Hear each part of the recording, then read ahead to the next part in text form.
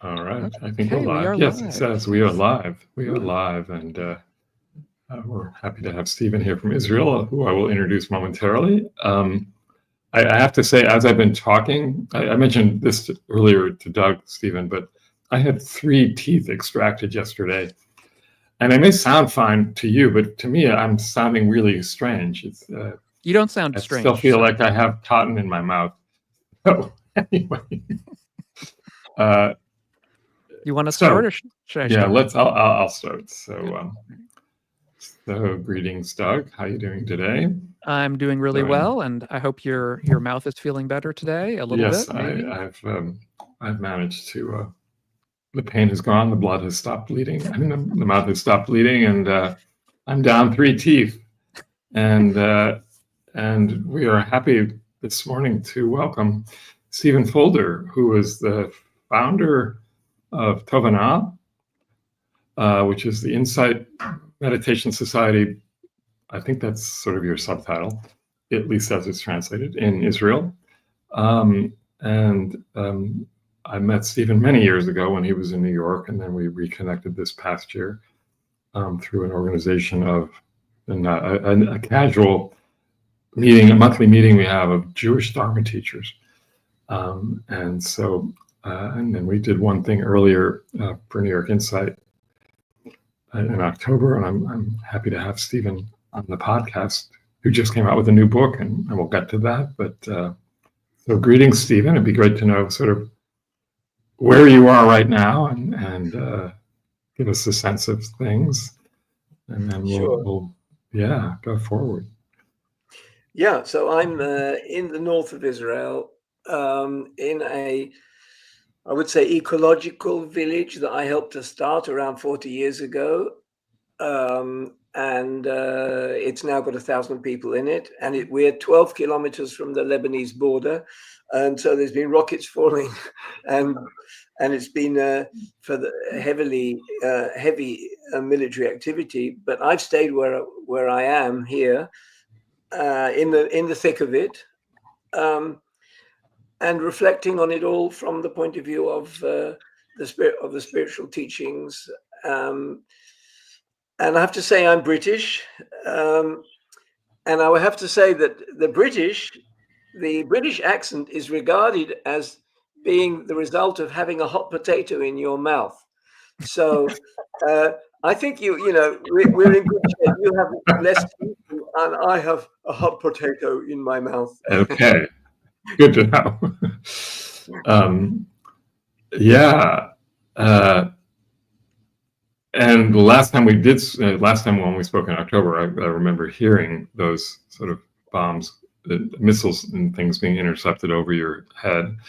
But it seems like it's settled down a bit since the ceasefire, as you said earlier, at least for now. But it sounds more like the missiles and bombs are internal to Israel's political situation. I mean, of course, there's the horrible destruction in Gaza, but then there's everything else politically that's happening in Israel, which, as you were speaking to us earlier before we started, sounds even more concerning in many ways, or as concerning, just from a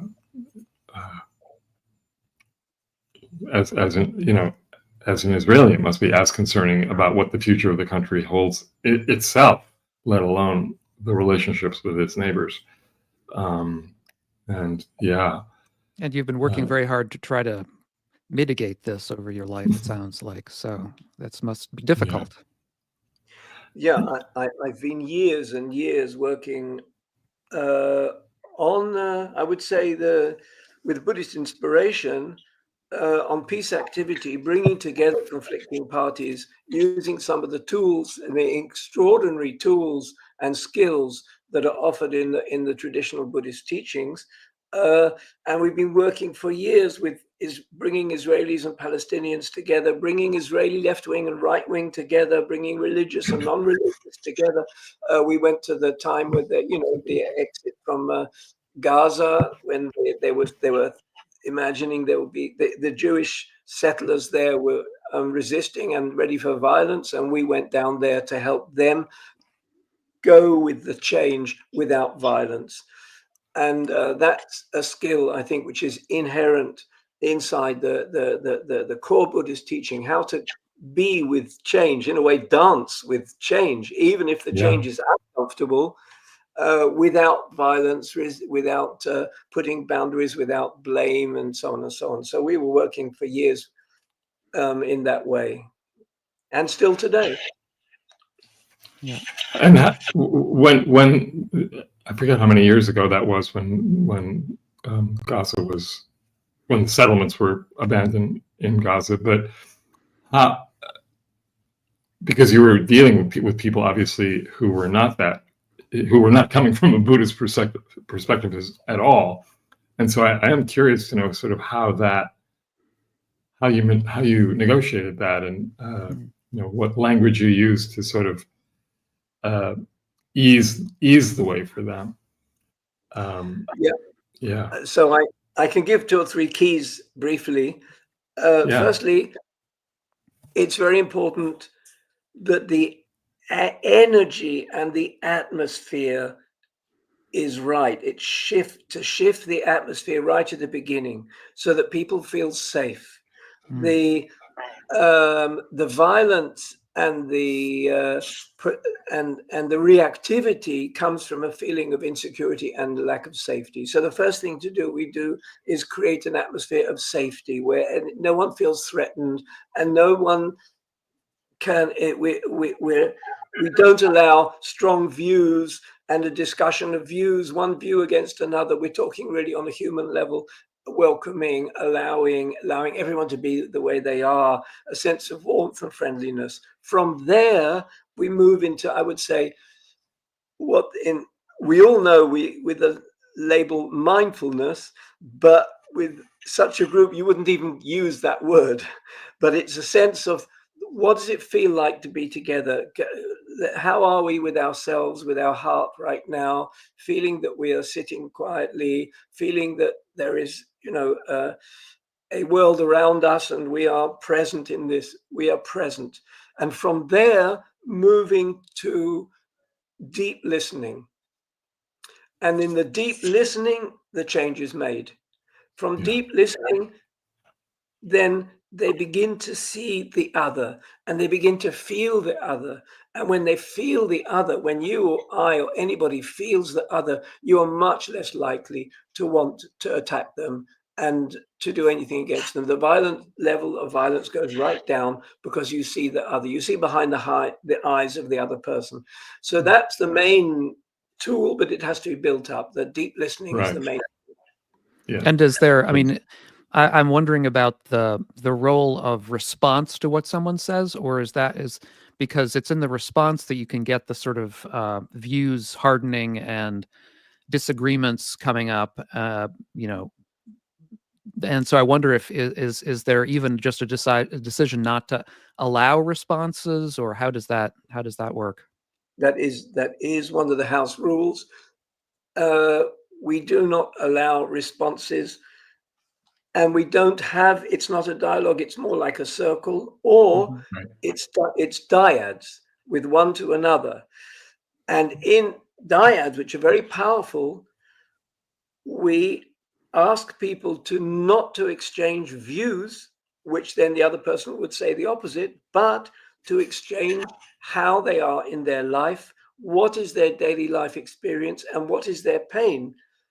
Where do they find life difficult for themselves, their family, their own experience? So this brings things into the present moment, and then the other person can feel they can feel the one sitting opposite. And once you feel the other person, they no longer a label.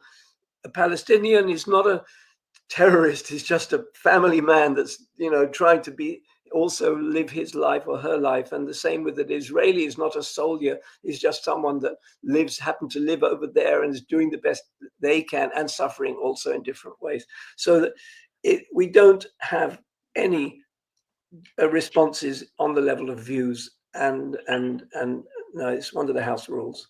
Yeah, it's really interesting that the whole issue around suffering, right? Because obviously the suffering that you are experiencing is very different than the suffering that somebody in Gaza right now is experiencing. And yet it's all suffering, and the degree of the suffering, how holding those differences, even as we're teaching about it, how do we hold those differences? And I mean, to me, that's a really important question, because it's hard to talk about. Yeah, okay, I'm suffering. I just had all these teeth taken out. Well, I'm lucky I could have my teeth taken out. Right. So where's the suffering in the end? That's a different kind of suffering, of course. But yeah, I think that it does need some reflection that the asymmetry of pain is not in our hands. We didn't decide on the asymmetry of pain, and clearly it's something bigger that's happening. That in a couple of years ago, Gaza people were relatively okay. I mean, they weren't. It was not an easy place to live, and it was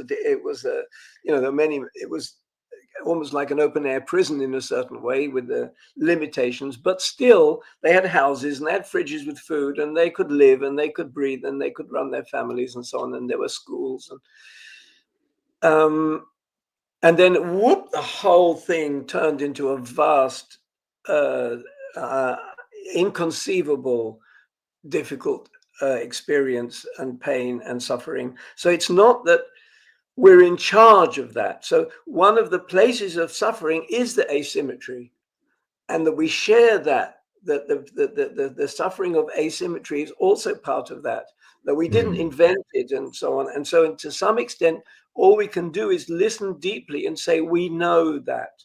We know what you're going through. You have my heart. You have my soul. I'm listening to you. I feel where you're at. And I feel that the pain of the asymmetry is there as well. And maybe another year it will be totally the opposite. It is taken into account in a heartful way, but we can't. Actually, the whole of the Buddhist teaching, I would say, is grounded on the uncertainty and the fragility of existence. And it starts from there. And then the way the Buddha said, one of his famous lines is, I don't teach anything else other than where the pain of existence, the existential pain of existence, where it comes from and what to do with it and how to go beyond it. I don't teach anything else at all levels. So living with the uncertainty, the unpredictability, life is unstable and has to be left. There's another one-liners. So I think that's very important as a kind of basis for relationships, even in a place of peacemaking. We have to allow that truth to come out as well. And I mean, one of the things that I know I deal with, and certainly some of my friends deal with in the United States, and of course we're not in anywhere near the position you're in, but with a change in government coming up here, things threaten to go in a route that's very similar. Is just a sense of despair of we've tried to do everything. Of course, you've tried so many things, and none of it seems to work. And you sort of, I mean, there's a sort of a sense within me, and certainly within the people, my friends and neighbors, of just, what the hell do we do? I mean, is there anything we can do? Maybe we can't do anything, and it's how do we, I think, how do we look to the practice to help get us out of that kind of sense of despair, I guess is the word. So I think there's 2 or 3 ways. One is to acknowledge a sense of despair, actually with some compassion, to say the sense of despair in me is arising from causes and conditions which I don't have control over. I prefer that they weren't there. They hurt me. But that is a statement and a practice itself. I will not add to it blame that I should actually be happy and joyful. And it's not very but politically correct to despair. It's okay, but I think we have a responsibility to work with the despair and actually transform it somewhere, because it's not a helpful place to act.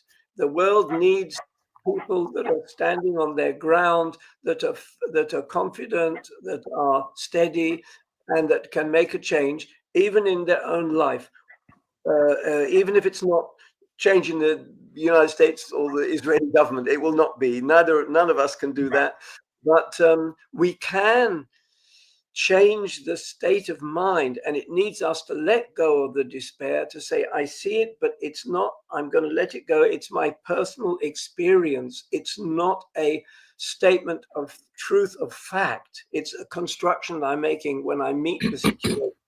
And now let me go back to my life and see where it is that I can be steady and balanced and positive.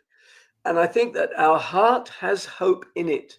There is deep hope in the human heart. Somewhere or other, we know what is goodness. There's a Buddhist word called otapa, and it really means the fundamental goodness that we all have. So we need to go back and sort of rediscover that, and with that we go out in the world, because despair doesn't have, as you say, it doesn't have legs. It won't carry you very far. It will stick you at home in front of the screens and complaining and to everybody and giving yourself and other people a hard time, and it won't make any change in the world. So we need something with legs, meaning that goes, that can drive you out. And that's our compassionate heart, our steadiness, our ability to see things differently, and a sense of confidence. Yes, there are other ways of doing things.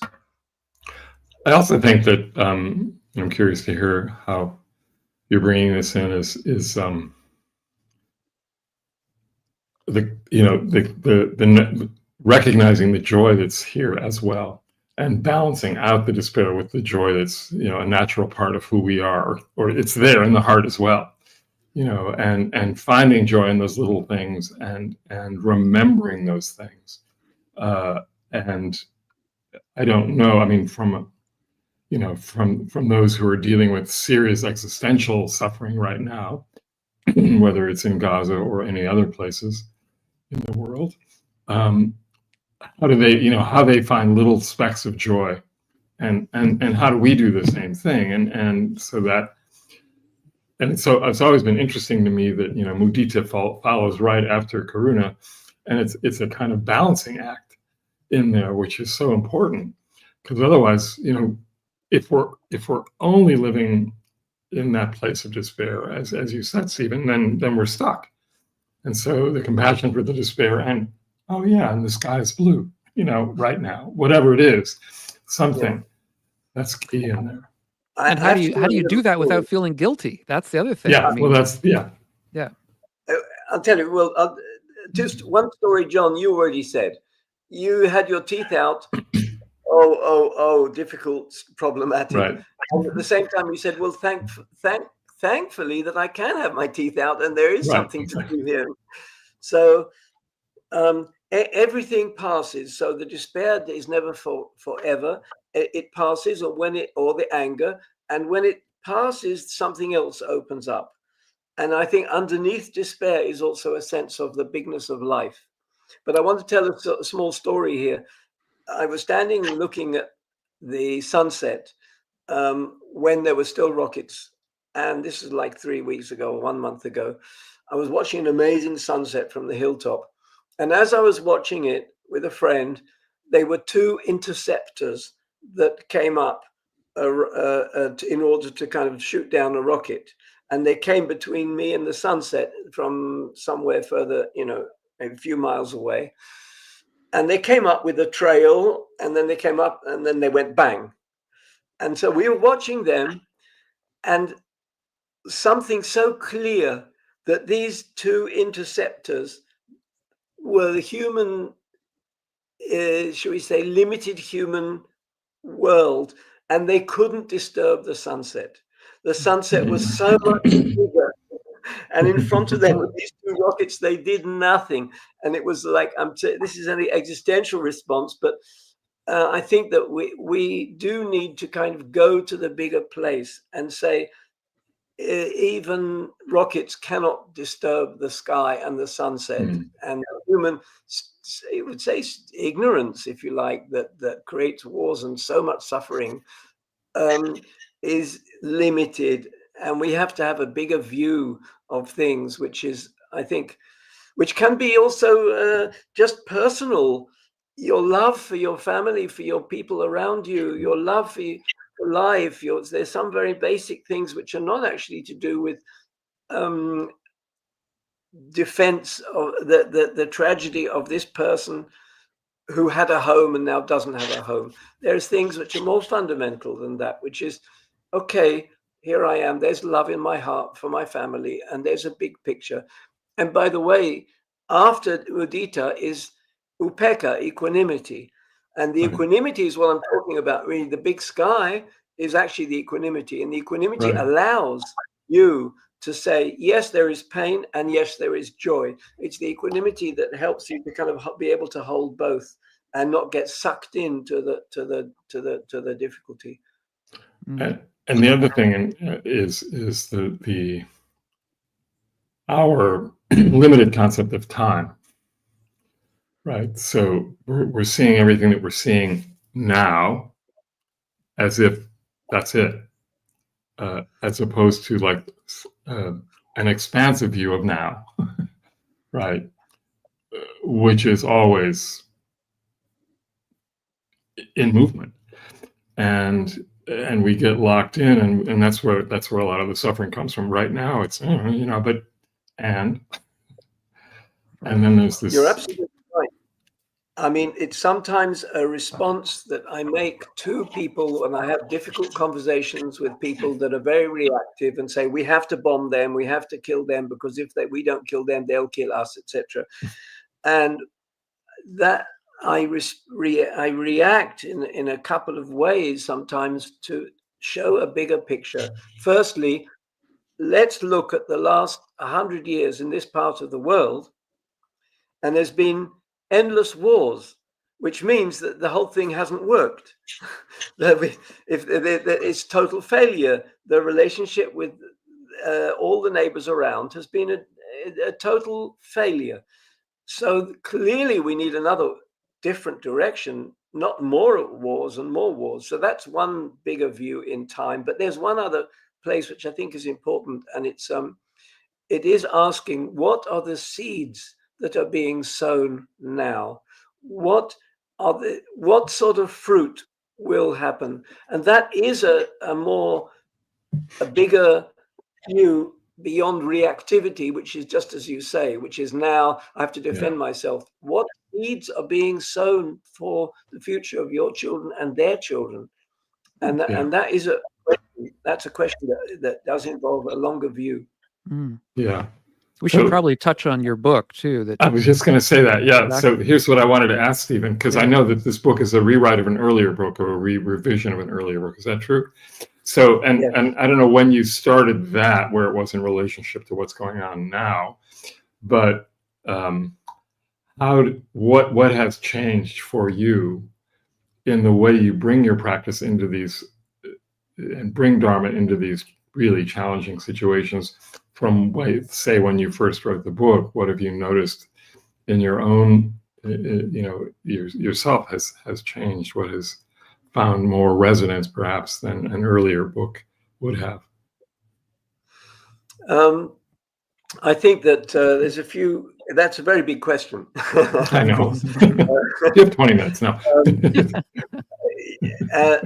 Firstly, I've become much more engaged with a one Dharma approach. I think I kind of I'm in a way one of the pioneers, and you can see from my grey beard, from when I first met Buddha Dharma in India in 1975, 76. So that's when I started, and so I'm in a way one of the pioneers. I was the first one to bring this teaching into Israel in the 1980s. And then I was very, in a way, gung ho on the on the very much a Burmese style insight practice, and I've like I think many I've become much more engaged with one Dharma, drawing the teachings together from the Mahayana, from different schools inside the Theravada, and being more open to, I would say, the fundamentals. Secondly, I've the amount of pain and difficulty in society has meant that the teaching of Dharma needs to be a little different. So instead of this kind of going internal, inside, which is the kind of flagship practice of the Burmese and Thai tradition, Dharma today for me is much more outside, is much more about relationships, is relational. It never isn't. It was never not relational, but there tended to be a kind of a hierarchy that the inner world is your main practice, and the outer world then just in a way looks after itself if you sort out your inner world. And it's not quite like that. You need to, I think, be relational really early on. So my practice and my teaching is more relational now, involves more compassion and Brahma Viharas, just as you said, involves more the Mahayana view of compassion as well. And also, instead of bare mindfulness, if you like, bare attention, I've moved much more into qualities and powers that the world needs at this time. And it's a little bit like I was answering to your comment, Doug, about the powers of steadiness, the powers of trust, the powers of hope deep in the heart of positivity. What are the powers and potentials in our life? That can start very early in the practice. We don't need to do 10 retreats before we think about that. And so I'm more moving in that direction in the last few years. Yeah, beautiful. We should, the book is called How to Thrive in Hard Times. So yeah, I don't know if this comes through. Is it? Yep. Yeah. Is that okay? Yeah. You can see it. For those of us who can see the video, but if you're on audio, that's what it's called. And it's wisdom, right? Yeah. It's wisdom. Watkins. No, it's okay. Watkins. Yeah. Okay. We'll leave a link. We'll leave a link to. Yeah, there'll be a link to it. Yep. Yeah, for sure. And there was something else.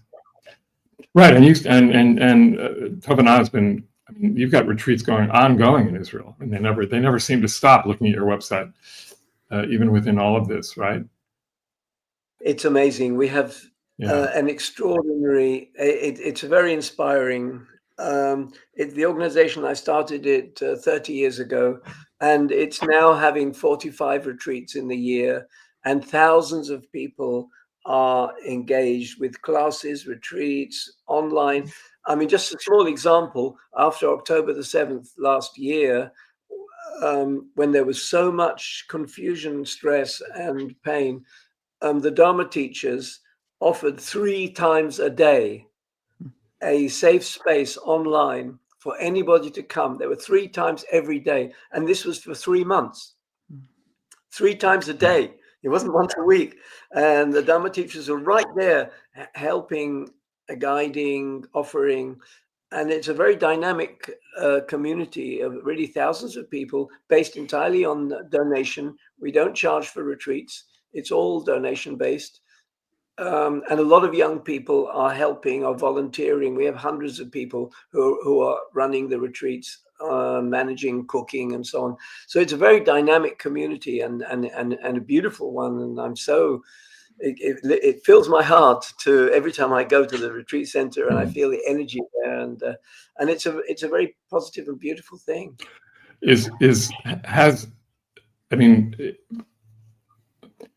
Before the war, did it involve did people from the Palestinians come over for these retreats? Were they even allowed?